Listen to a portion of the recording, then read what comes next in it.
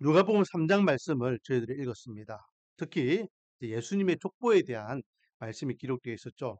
음, 이스라엘 이름들이기 때문에 우리가 읽기가 많이 좀 불편하고 우리 혓바닥이 잘 안 돌아가지만은 그래도 쭉 봤습니다.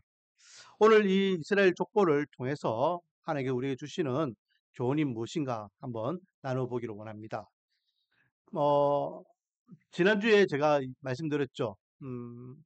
사복음서는 저자들이 목적이 있다 했습니다. 그래서 마태는 예수님을 이런 관점에서, 마가는 이런 관점에서, 누가와 요한은 이런 관점에서 기록했다 했습니다. 똑같은 예수님의 말씀이지만은 목적이 다르기 때문에 그 관점에 따라서 복음서를 읽으면 좀 더 풍성한 은혜를 누릴 수 있다 했습니다.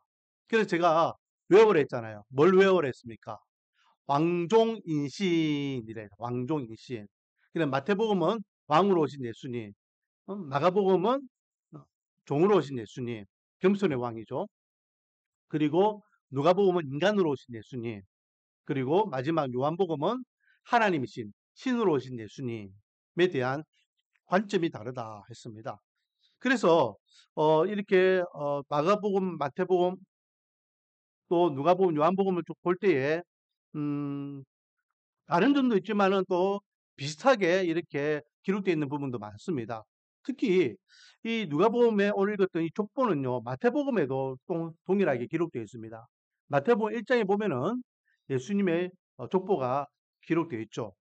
그럼 누가복음 오늘 읽었던 누가복음의 족보와 마태복음의 족보가 어떤 차이점이 있느냐? 여러분, 누가복음의 족보는요, 예수님부터 시작해가지고 어디까지 올라갑니까? 예수님부터 시작해가지고 마지막 38절에 보니까 그 위는 아담이요라고 돼요. 아담까지. 아담은 누구입니까? 아담은 전 인류의 조상이잖아요.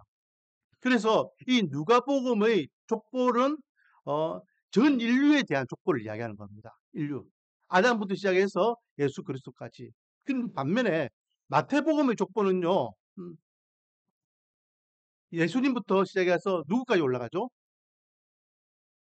어디까지 올라갈까요? 아브라함까지. 그래서 아브라함의 게보라라고 되어 있어요. 게보라. 즉 이스라엘 한 나라, 한 민족에 대한 족보라는 것을 알 수 있습니다. 그래서 마태복음은 이스라엘을 중심으로 한 그런 족보라면은 누가복음은 전 인류를 향한 족보. 그래서 시작점이 달라요. 누가복음은 아담부터 시작하고 마태복음은 아브라함부터 시작한다. 그리고 또 다른 차이점은 뭐냐? 여러분, 오늘 읽을 때에 좀 이상한 점을 봤습니까?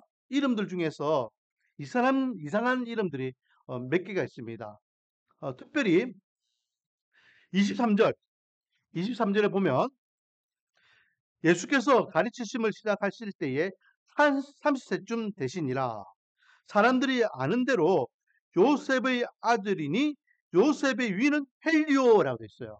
그러니까 예수님의 아버지가 육적인 아버지죠. 육적인 아버지가 요셉이고 요셉의 아버지가 누구라고 되어 있습니까? 헬리라고 되어 있어요. 그런데 마태복음에 보면은 마태복음에는 요셉의 아버지가 누구라고 되어 있을까요? 야곱이라고 되어 있습니다. 헬리하고 야곱하고 왜 다르지? 자, 31절 한번 보여요. 31절. 31절. 같이 한번 읽어보겠습니다. 시작. 그 위는 멜레아요. 그 위는 벤나요. 그 위는 맞다다요. 그 위는 나단이요. 그 위는 다시요. 자, 여러분. 우리가 잘 알고 있는 이름이 등장합니다. 누굽니까? 다윗이죠. 그러면 그 위라는 것은 다윗을 어, 이야기할 때에 그 아들이 누구라는 겁니까? 그 아들이 나단이라는 거예요. 그렇죠? 나단의 위는 다윗이라 되어 있으니까 다윗의 아들은 나단이라 되어 있는데 여러분 보통 우리가 알기로 다윗의 아들은 계보상 다윗의 아들은 누구 이름이 등장합니까? 솔로몬이죠. 마태복음에도 보면 다윗의 아들은 솔로몬으로 되어 있습니다. 그런데 뜬금없이 갑자기 여기서는 나단이 나와요. 도대체 이 나단은 어디서 온 사람일까요? 자, 뭐 다른 부분도 조금씩 마태복음에 기록되어 있는 말씀과 그리고 이게 누가복음에 기록되어 있는 이 이름들이 조금씩 다른 부분이 있습니다.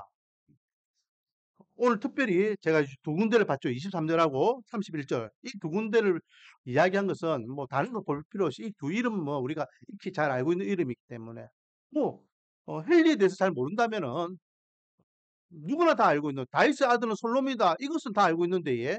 오늘 본문에는 다윗의 아들은 나단이다라고 되어 있습니다. 그러면 누가복음의 이 저자인 누가가 족보도 똑바로 못 찍느냐? 아이고 엉터리다라고 이야기해야 되느냐? 아니라는 겁니다. 자, 여러분 23절에 보니까요. 예수님의 이 족보를 이야기할 때 그 앞에 뭐라고 쓰여져 있습니까? 뭐라고 쓰여져 있습니까? 사람들이 아는 대로는 하면서 요셉의 아들이니라고 되어 있습니다. 이게 요셉이라는 이 사람을 사람들이 아는 대로라고 되어 있어요. 이 사람들이 아는 대로 요셉의 가문을 이야기한다라는 겁니다. 이 말이 무슨 말이냐면 사람들이 아는 대로라는 것은 통상적으로 때로라는 의미예요. 이 말은 요셉은 이 헨리의 친아들이 아니라는 겁니다. 친아들이 아니지만은 통상적으로 아들이라고 인정받는 거예요. 친아들은 아니지만은 법대로 하면은 아들로 지금 이름이 등재되어 있는 겁니다. 이해하셨죠? 그러면 이 요셉은 헨리와 무슨 관계가 있느냐? 헨리와 무슨 관계가 있냐? 그것을 알기 위해서는 우리가 기름 물을 자에 대해서 생각해 봐야 돼요. 기름 물을 자. 여러분, 기름 물을 자가 어떻게 시작되었습니까? 민수기 보면 슬로보아스의 딸들이 모세를 찾아와요. 선생님, 나중에 우리가 가나안 땅에 들어가면 하나님께서 각 지파별로, 각 가족별로, 가정별로 이렇게 땅을 주신다는데 기업을 주신다는데 그 기업을 계속해서 그 가정에 이어받으려고 하는데 우리 아버지는 그 슬로보아스는 아들이 없습니다. 우리 딸들밖에 없어요. 그러면 우리는 아버지가 하나님으로부터 받은 이 땅을 우리는 물려받지 못하네요. 억울합니다.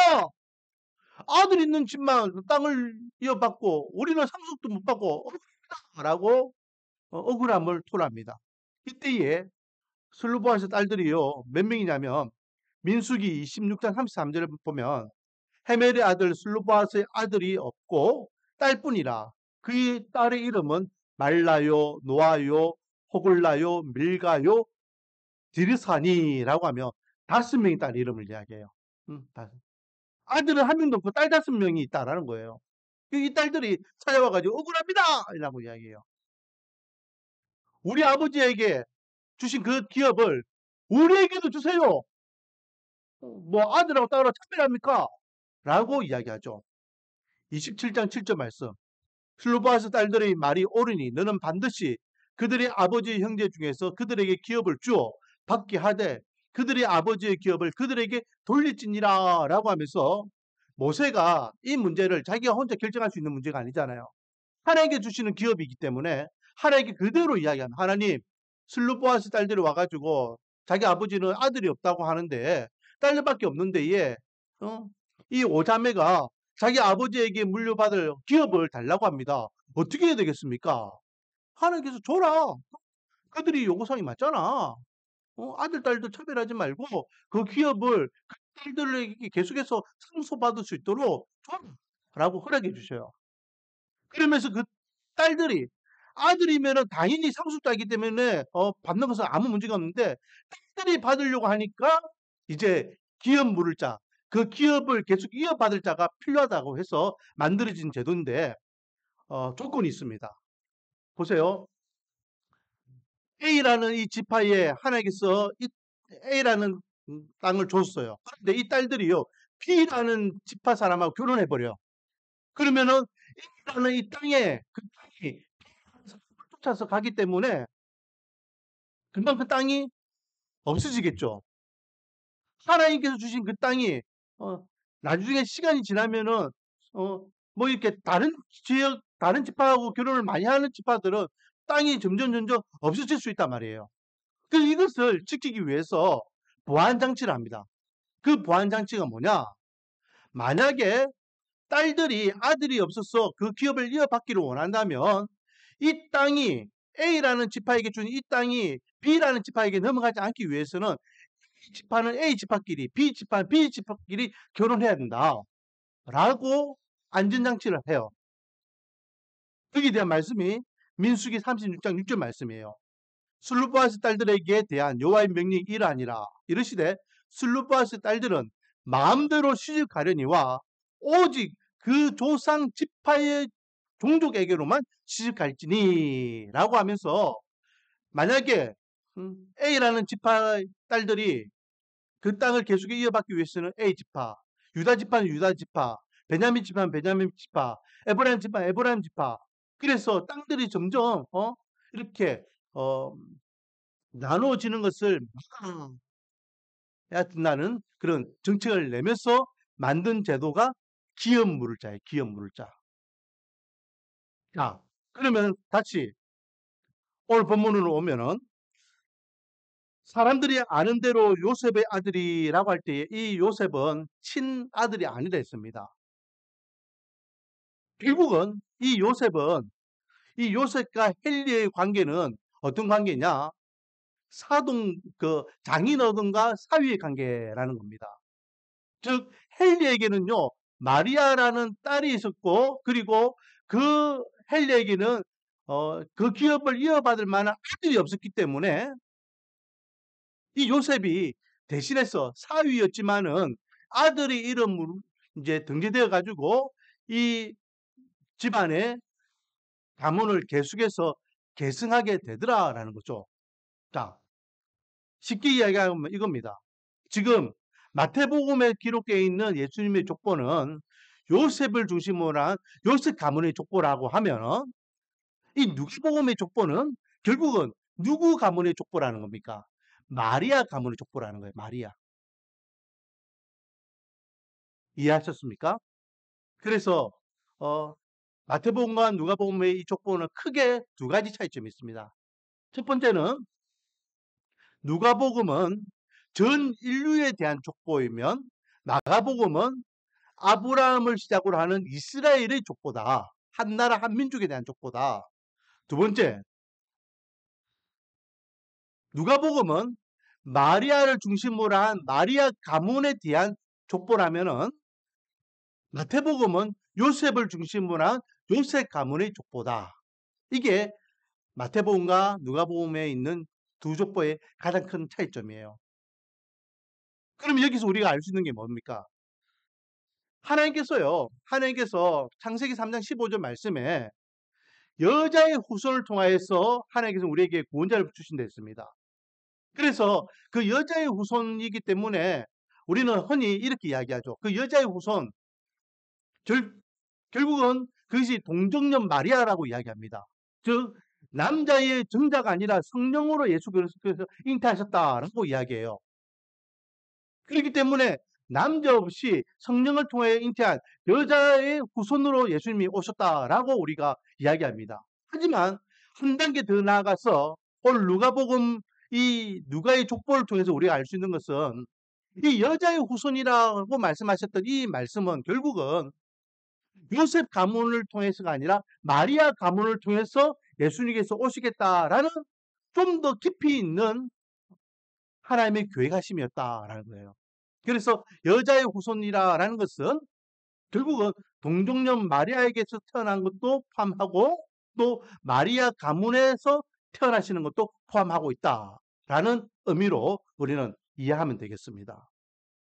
그러면 뭐 제가 족보에 대해서 길게 설명했는데 이 족보 오늘 읽었던 이 누가복음 3장 이 족보를 통해서 하나님께서 오늘날 우리에게 주시는 교훈은 무엇일까요? 특별히 오늘 본문을 시작하면서 23절에 예수께서 가르치심을 시작하실 때라고 하면서 예수님께서 공생애를 시작하신다라고 언급하고 있습니다. 의도적으로 누가는 이 단어를 쓰고 있어요. 시작점을 이야기하고 있습니다. 그리고 오늘 본문에 족보의 마지막을 아담이라고 이야기하면서 끝나는 것이 아니라 38절에 보면 아담의 위가 있다라고 하면서 아담 위에 누가 계신다라고 말씀하고 있습니까? 하나님이라고 이야기하고 있어요. 그리고 이 누가는요, 이 누가복음, 이 누가의 족보를 통해서 예수님의 이 공생애의 시작은 누구로부터 시작된다?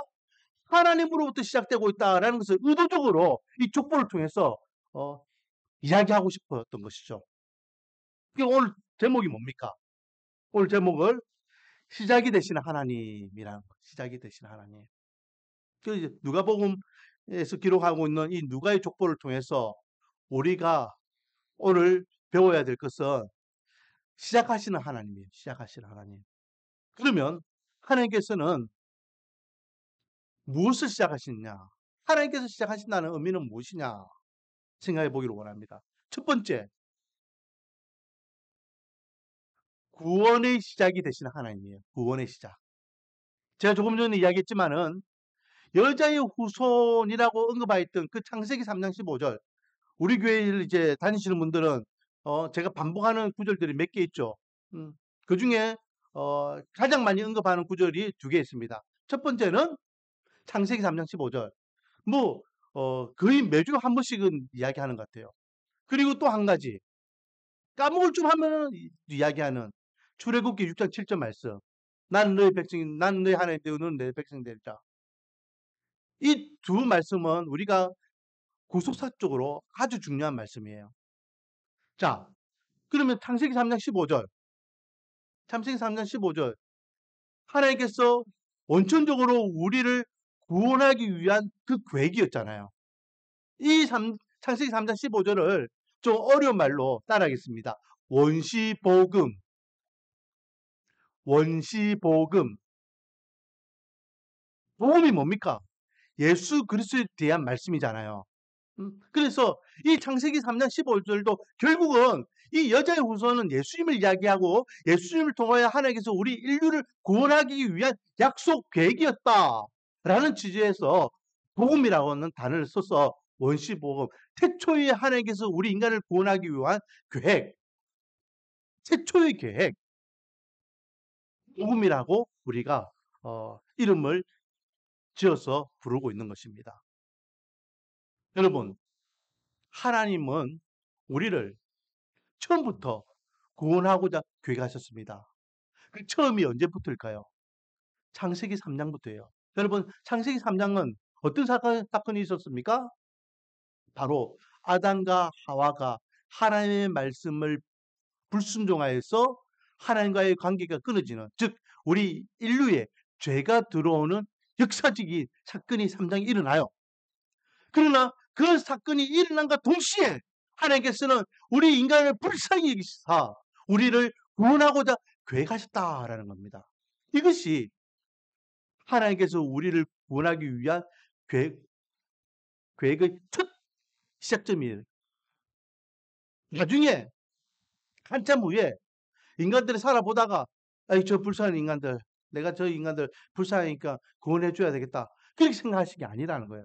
죄 짓고 바로 그 직후에 뱀을 향하여서 아담을 향하여서 하와를 향하여서 막 이렇게 질책하시면서 왜 선악과를 따먹었냐 하면서 막 혼내시면서 인간들을 구원하고자 계획하셨고 그 계획이 바로 예수 그리스도를 통하여 인간을 구원하고자 하는 계획이었다는 거예요. 할렐루야. 그러므로 저와 여러분을 구원하고자 하는 이 구원의 계획은 언제부터 이루어졌다? 태초부터 이루어졌다. 보통 일이 아니죠. 우리 인간은 스스로 구원할 수 있는 능력이 있습니까? 없습니까? 없습니다. 여러분, 이 땅에 많은 종교들이 있어요. 그 많은 종교들이 사람을 구원하는 종교는 있을까요? 없을까요? 여러분, 잘 생각해 보세요. 여러분이 알고 있는 종교들 중에서 사람을 구원한다라는 종교가 있으면 이야기해 보세요. 이 세상의 모든 종교는요, 사람을 구원하는 종교는 없습니다. 사람을 구원하기 위해서 신이 무슨 어떤 구원의 어떤 제도를 만들었다는 것은 없어요.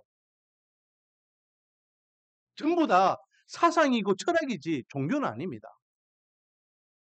불교가 종교잖아요. 불교 여러분 사상입니다. 철학입니다. 엄밀히 이야기하면 불교는 종교가 아닙니다. 유교 종교잖아요. 유교 사상이고 철학이에요. 종교가 아닙니다. 우리나라에 들어와서 그것이 종교화되고 그것이 마치 종교인 같이 우리나라에 머물고 있지만은 종교가 아니에요. 오직 우리 인간을 구원하고자 하는 종교는 하나님께서 우리를 구원하신 기독교밖에 없음을 믿으시기 바랍니다. 왜요? 인간은 스스로 구원할 수 있는 능력이 없기 때문에 하나님께서 그런 인간을 불쌍히 여기사 죄인된 인간을 그 즉시 그 죄로부터 구원하고자 계획하셨습니다. 그리고 2000년 전 계획을 이루기 위해서 하나님이신 예수님께서 인간의 몸으로 이 땅에 오셨다라는 거죠. 두 번째, 하나님께서 시작하신다라는 이 의미는 어떤 의미냐? 바로 생명의 시작이 하나님께로부터 있다라는 것입니다. 생명이 시작되신 하나님. 인류의 시작을 38절에 아담으로만 끝나는 것이 아니라 그 위에 하나님이시다라는 이 말씀은 어떤 의미가 있습니까? 아담을 창조한 분이 누구라는 것입니까? 하나님이라는 거예요. 이 세상에 어떤 인간도 스스로 존재하는 인간이 있습니까? 없어요. 이 세상에 존재하는 모든 인간은 다 부모가 있는 겁니다. 나는 부모가 없습니다. 천만의 말씀. 부모 없이 이 땅에 태어나는 인간은 아무도 없다니까요. 그래서 오늘 누가복음을 통해서 계속해서 그 위는 그 위는 그 위는 그 사람이 태어난 것은 그 부모 때문이고 그 사람이 태어난 것은 그 부모 때문이고 그 사람이 태어난 것은 그 부모 때문이고 결국은 우리 인류가 존재하는 것은 아담 때문이다라는 것을 이야기하고 있습니다. 그러면 아담은 어디서 시작되었을까요? 진화론자들이 이야기하는 어떤 우연에 의해서 우주 먼지가 조그마한 불꽃이 빠뜩 튀어가지고 그래서 생명이 이 세상에 생겼고 그것이 점점 진화되어 가지고 인간이 만들어졌다. 말도 안 되는 소리를 사람들 믿고 있고 말도 안 되는 소리를 주장하고 있고 그것을 믿지 않으면은 비과학이고 비이성적이고 비상식적인 사람이라고 멸시합니다. 얼마 전에 우리 국회에서 그런 일이 있었잖아요. 창조에 대해서 확실히 믿는다라고 하니까 그것을 오히려 더 비과학적이고 비이성적이라고 조롱하면서 지란론을 우둔하는 엉터리 국회의원들이 있었잖아요. 여러분, 이 세상에 어떤 물체도 어떤 생명도 분명히 시작점이 있습니다.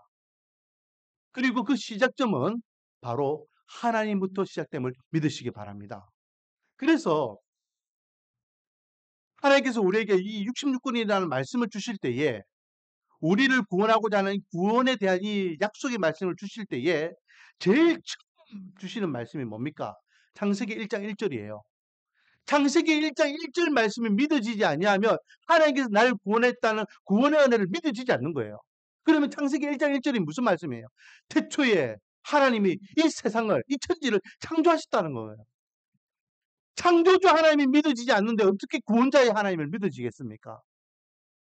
그래서 하나님께서는 1장 1절 창세기 1장 1절이 믿어지니? 그러면 내가 너희 구원자야. 이것 또한 믿어지겠구나. 창세기 1장 1절이 믿어져야지만 창세기 1장 2절부터 시작할 그 이후에 하나님께서 우리를 구원하고자 하는 이 구원의 계획, 예수 그리스도가 우리를 위하여 이 땅에 오신 그 구원의 은혜, 그리고 예수 그리스도를 믿으면 우리가 언젠가는 천국에서 영생의 기쁨을 누리겠다 하는 그 약속에 대한 말씀, 소망, 그것이 믿어지게 됨을 믿으시기 바랍니다. 그래서 아담 위에 하나님이라고 이 선언하는 것은 결국은 내 생명의 주관자가 하나님이시고 이 인류의 시작점이 하나님으로 시작되었고 역사를 주관하시는 분이 하나님이심을 선언하고 있는 것입니다. 사랑하는 성도 여러분, 우리 구원의 시작도 하나님으로부터 시작되고 우리의 생명도 하나님으로부터 시작됨을 오늘 이 누가가 기록하고 있는 이 족보를 통하여 우리에게 깨우쳐 주고 있습니다. 그러므로 우리는 늘 기억해야 됩니다. 내 생명의 근원은 하나님이시다. 내 인생의 주관자는 하나님이시다. 그리고 나의 구원자가 되시는 하나님이 나를 얼만큼 사랑하시는지 하나님께서 나에게 새 생명의 은혜를 주셨다. 그 은혜에 우리가 감사하며 기뻐하며 하나님의 사람으로 하나님 앞에 영광을 돌리며 믿지 않는 자들에게는 구원받는 하나님의 백성으로서 선한 그리스도의 향기를 바라며 영향력을 끼치기를 원합니다. 여러분, 이것이 우리가 올해 이제 좀 있으면 이제 설이잖아요. 설은 음력으로 새해를 시작하는 것인데 한 해 동안 우리가 마음 깊숙이 담고 살아갈 수 있는 믿음의 근간이 되기를 원합니다. 하나님이 나의 참 구원자 되시고 하나님이 내 생명의 주관자가 되시고 2025년도를 주관하시는 주권자가 되심을 믿음으로 고백하며 하나님의 사람으로 당당히 살아갈 때에 정말로 하나님께서 저와 여러분에게 또 우리 말씀과 은혜교회에 한량없는 은혜의 복을 부어주실 줄 믿습니다. 기도하겠습니다. 아버지 하나님, 모든 역사의 시작은 하나님이고 모든 생명의 시작은 하나님이고 모든 구원의 시작은 하나님의 손에 있음을 믿음으로 고백합니다. 이 믿음을 통하여 오늘날 하나님의 백성들이 구원받은 하나님의 백성으로서 하나님 손만 바라보며 믿음 생활, 신앙생활하고 있습니다. 이 믿음을 가지고 2025년도를 살아갈 때에 하나님께서 변함없이 우리 인생을 책임져 주시고 우리 가정을 책임져 주시고 하나님께서 역사를 주관하고 계심을 경험할 수 있는 복된 한 해가 되게 은혜와 복을 다하여 주셔서 예수님의 이름으로 기도드립니다.